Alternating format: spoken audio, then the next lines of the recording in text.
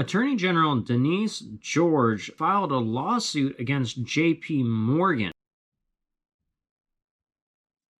Chase Banking, at the end of December for covering up / ignoring the red flags that Epstein had prior to his death, and really ignoring it until after he had died and been put in jail.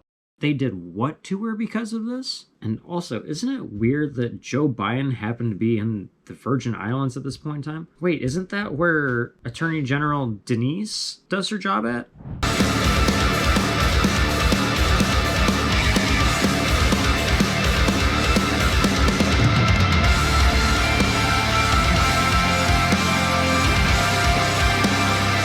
U.S. Attorney General of Virgin Islands Denise George said that J.P. Morgan facilitated, or helped facilitate at least, Jeffrey Epstein's sex trafficking schemes and covered up their involvement in it. Why would they want to do that? Now, it's very likely that they did this simply because they didn't want to lose out on the massive profits that they were making and to make a buttload of money. Denise said that these red flag laws were ignored and JP Morgan turned a blind eye to it because of all the money they're making from Epstein and all the clientele he could and did bring in. The representative of JP Morgan refused to say anything about all this stuff to journalists or media centers such as Business Insider, etc. Little sus. Oh, did I also mention that the Attorney General said that Epstein had gotten away for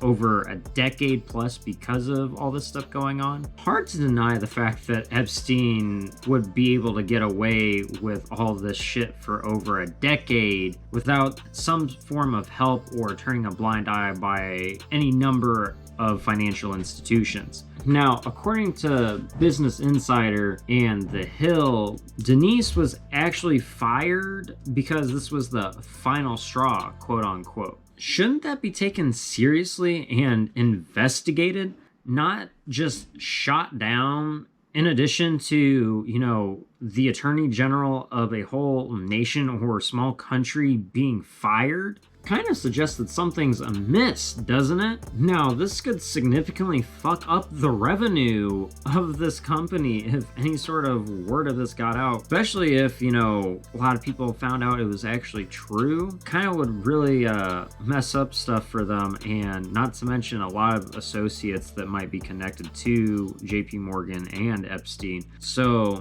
a little hard to imagine why they'd be so worried, isn't it?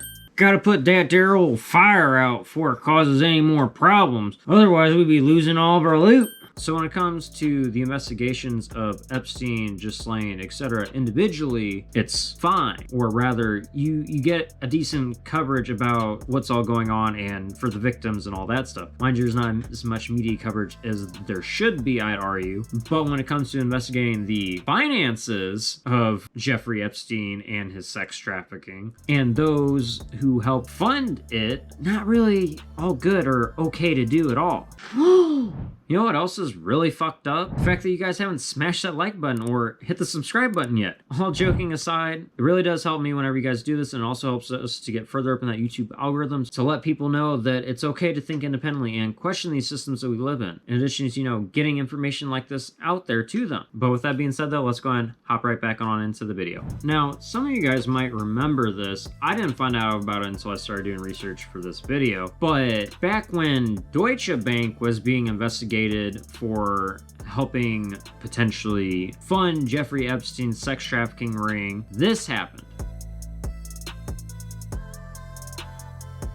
A U.S. judge's son was murdered during the court case process right after she was assigned to it. Back when this happened in 2020, Newsweek had to say, on July 15th, 4 days before the shooting, Salas was assigned to the ongoing lawsuit brought by Deutsche Bank investors who claimed the company made false and misleading statements about its anti-money laundering policies. The suit also alleged the bank failed to properly monitor high-risk customers, including convicted sex offender Jeffrey Epstein. Oh, and by the way, this is what CNN had to say on this whole topic. Suspect in fatal shooting at home of Judge Esther Salas described himself as an anti-feminist lawyer, once argued a case before the judge. Now, I found it kind of ironic that when they made this article, and as far as I can tell, I didn't see anything afterwards since then, they didn't really say anything or focus on the fact of the matter that she was investigating the Deutsche Bank lawsuit and its ties to Jeffrey Epstein, but rather they made the topic of the article to focus on how this suspect was a anti-feminist man, and kind of like grounding the whole issue and the topic of a really heated issue in the country at that time and the day, instead of actually questioning, hey, why is it going on right after she was assigned to this? Like, it's a little too coincidental, right? During a time when there was a lawsuit being pushed for Deutsche where they were said to be money laundering and also, helping to elicit Jeffrey Epstein's sex trafficking. Mr. Pedo himself not properly monitoring high-risk clients. Kind of how, JP Morgan didn't either, apparently. But CNN plus its reporters, in addition to other more heavy left-wing news stations, journalists, segments, etc., implied and geared it all towards the whole anti-feminism aspect of this dude. Again, a pretty heated topic at the time and still is today. Now, throwing and connecting things to touchy subjects like these when it's not really necessarily all too involved with it, or it's not the most important thing about it, is used as a smokescreen to kind of like distract people's attention, because when they hear about that stuff, a lot of people get very riled up and very aggressive and like heated, hearing that stuff. And I mean, it's understandable, when people are like sexist, you feel me, and they go and shoot up a fucking female judge's house. What do you think is going to happen? How do you think people are going to react to that when they read that, generally, especially if they feel very passionately about that and they are very pro women's rights and not very, level-headed about the stuff and thinking too much and just too caught up in their emotions? But because of that exactly, it's kind of like a smokescreen that blinds people from some important questions they should be asking too,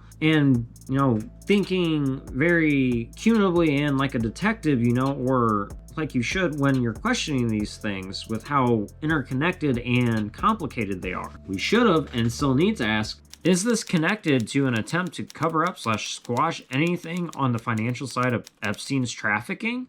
Now, why would CNN do that even? Could it be that maybe one of their largest donors could be tied to Epstein's trafficking and all of this? I mean, he did have a bizarre and chummy connection with him for a minute, and he plus others could use their money to cover that up, hence using these financial institutions to do so. And they know about it, they just turn, a blind eye and just don't say anything about it or ignore the red flags. And that way, these people could cover it up. You guys think about that for yourselves though and come to your own conclusions, because I value independent thinking here on this channel. Now, with these financial ties to Epstein's trafficking being investigated, we seem to have like a whole different dynamic or like atmosphere to it compared to just the initial like trialing itself on him being involved with sex trafficking and Ghislaine Maxwell, etc. It's a lot more mild compared to, what's going on here. It's like really hush-hush whenever it comes to the finances of the trafficking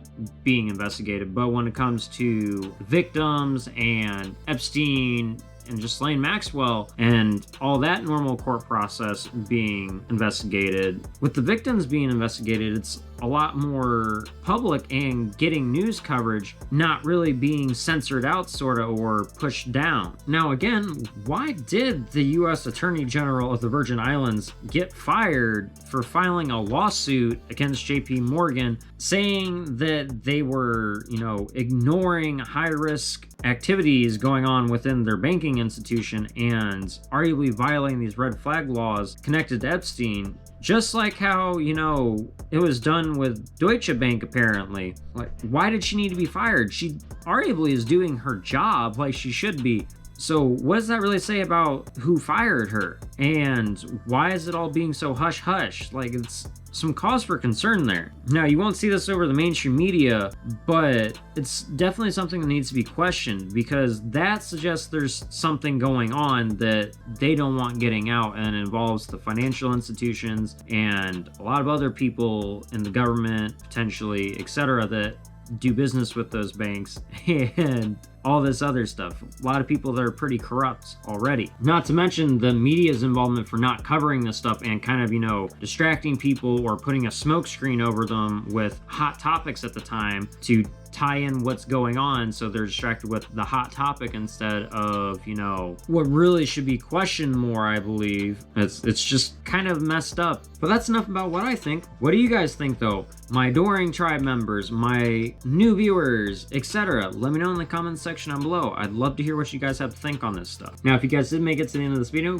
go ahead and leave the word sus in the comments section down below to let me know that you made it to the end and you guys are part of the 100% club. Also, don't forget to, hit that like button and smash the shit out of that subscribe button. It really does help us out here, and it also helps us get further up in the YouTube algorithm so that other people know about this stuff and that it's okay to think independently, because that's completely natural. You don't have to fucking sit here and agree with the system all the time or what's on mainstream media. It's natural for you to question these things, and people should know that. Also, if you guys want a more interactive experience with us, come join us on Monday, Wednesday, and Fridays, 8:30 to 10:30 p.m. Central Time for our streams. We, play video games, talk about conspiracies like this, corruption going on with the government, and share good vibes and bond together, We also do have a Discord tribe where we have movie/movie night every other Friday. I just had it recently. We watch movie, animes, documentaries, and we can, watch videos on stuff like this if you guys want to. But all those links will be down in the description box below, and I hope to see some of you guys there sometime. But until next time, though, my dudes, please don't forget to live long and prosper, take care and peace, keep it 1,000,000% real, and remember, fuck the system. I will see you guys on the flip side. Yo!